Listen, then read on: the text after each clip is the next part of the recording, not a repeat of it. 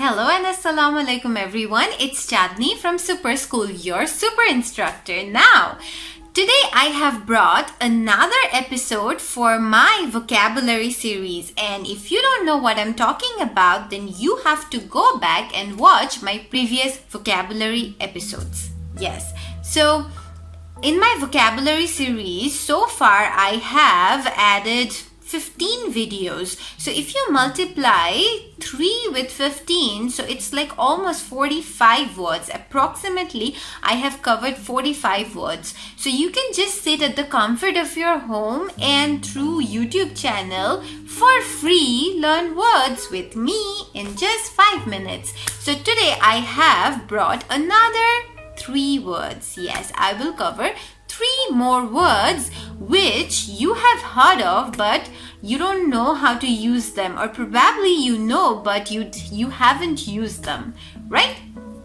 So let's move on to the word discussion. The first word is Candide. Now this is a word that you have heard gazillions of times. Yes, so this word is quite common because we always tend to say candid photo or yes, candid picture. But what is the meaning of this word? So it's an adjective and it means direct or blunt. It means direct or blunt. So in a sentence you can use it like an adjective. For example, John is candid about his desire to become an actor. John is candid about his desire to become an actor. So in this sentence, John has used what? Candid. Candid as an adjective to modify or describe his desire. Or in the sentence I have used. John didn't, but I have used because I have made the sentence. Anyways, now moving on to the next word, Kandor.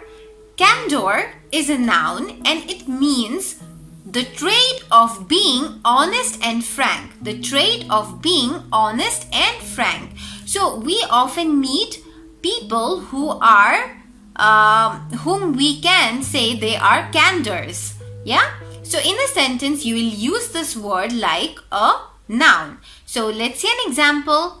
I admire her candor, especially when nobody else bothers to speak up.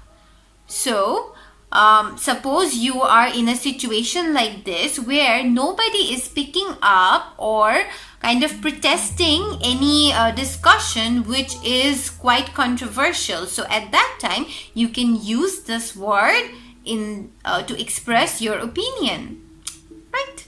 So let's move on to the third word, which is capitalize. Now capitalize is a common word, but I'm not sure you can commonly use it or not. So let's see the meaning.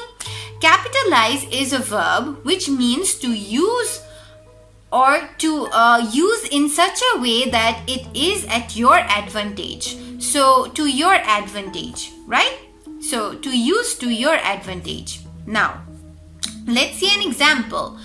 I'd like to capitalize on your math skills rather than language. So, for example, if a person is good at maths, then that person should capitalize that particular skill, right? Because that will be to that person's advantage rather than something that person is not good at. So, you can use it in familiar situations where you will face such kind of conversation or such situation where you can express any opinion that you have or any expression that you have with this particular word. So it's as simple as that.